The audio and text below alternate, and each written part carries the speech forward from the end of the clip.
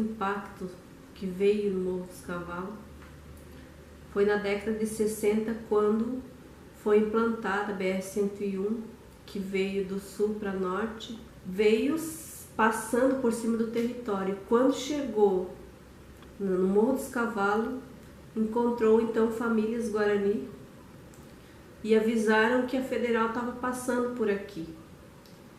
E esse aviso não era um aviso prévio, conforme manda a lei. Era um aviso de sai da frente que a gente vai passar por aqui. O que acontece? Muitos dos Guarani, eles subiram os morros e arredaram, né? Saíram do espaço onde ia ser construída a 101. Outros pegaram e foram embora.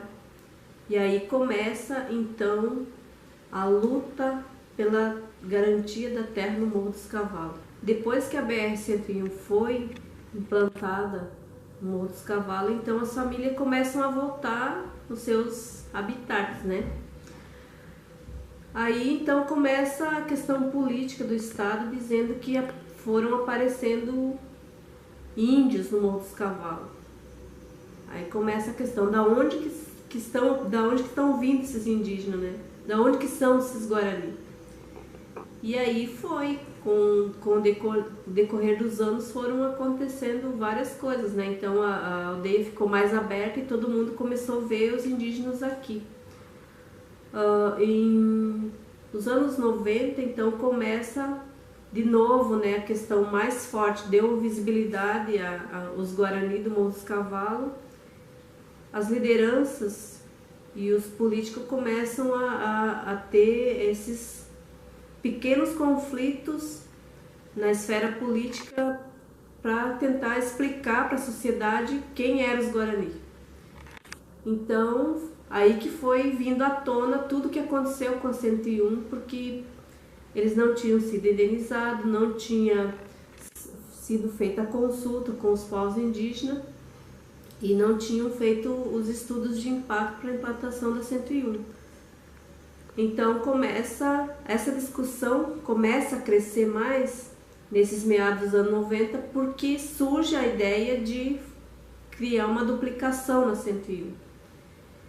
Aí pensaram em fazer uma duplicação, mas como ia passar mais uma vez por cima das casas dos indígenas, a ideia era retirar novamente os indígenas dali. Mas como já estava muito visível, então tentavam fazer um acordo. Para eles conseguirem fazer a duplicação, eles teriam que fazer o reparo da 101 construído na primeira instância e indenizar os indígenas. Aconteceu 95, 2000, então aconteceu a indenização do DENIT com o programa do PASIC, que indenizou os indígenas de Santa Catarina e Rio Grande do Sul. Muitos indígenas saíram daqui e foram para outros lugares, enquanto outros permaneceram aqui nessa luta, né? Em 2000, então, juntam-se todas as lideranças para conversar e propor a proposta de como que seria essa duplicação da 101. Existiam 3 propostas na época. Uma era duplicar a rodovia em cima da terra indígena, novamente, onde os Guaranis têm suas casas. A segunda proposta era fazer mais uma pista que seria aérea, por cima da vegetação, ou a construção de um túnel. Nessa reunião, as lideranças decidiram que seria melhor 2 túneis, que a duplicação da rodovia acontecesse em forma de túnel. Então seria desativada essa pista atual e a duplicação aconteceria via túneis.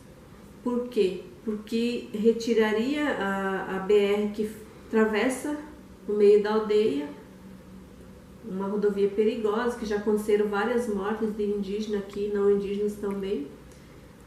Então foi mandada essa proposta para o Tribunal de Contas da União. Foi uma denúncia feita pelos moradores aqui e foi para o Tribunal de Contas. Em 2005, então, o Tribunal de Contas da União define e decide que a duplicação da 101 teria que acontecer por túneis.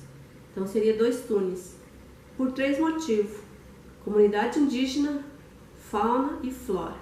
E assim ficou então a luta pela duplicação da 101 via túneis. A partir dali então começa mais uma vez questão política de Estado, a perseguição para cima dos indígenas do Morro dos Cavalos, cada vez mais aumentava. Em 2007 começa a revista Veja, lança uma edição da revista dizendo que os Guarani que estão no Morro dos Cavalos não são Guarani daqui, são do Paraguai, que vieram trazidos, e essas histórias todas que a mídia reproduz.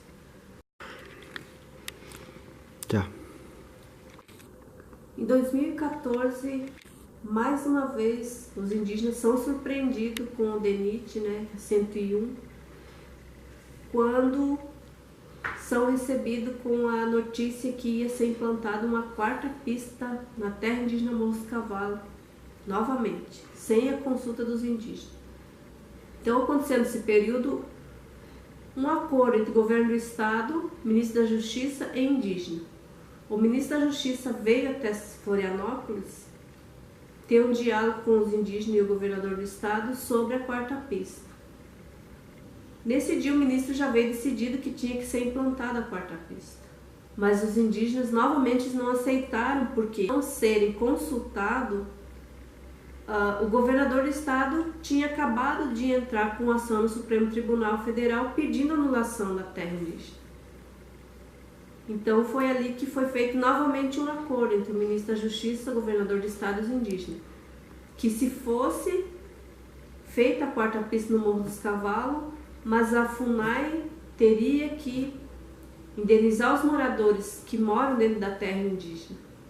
É importante ressaltar aqui que os indígenas aceitaram a construção da 4ª pista no Morro dos Cavalos como um início da construção dos túneis no Morro dos Cavalos. Então foi assim que foi feito um acordo com o ministro e com o governador do estado.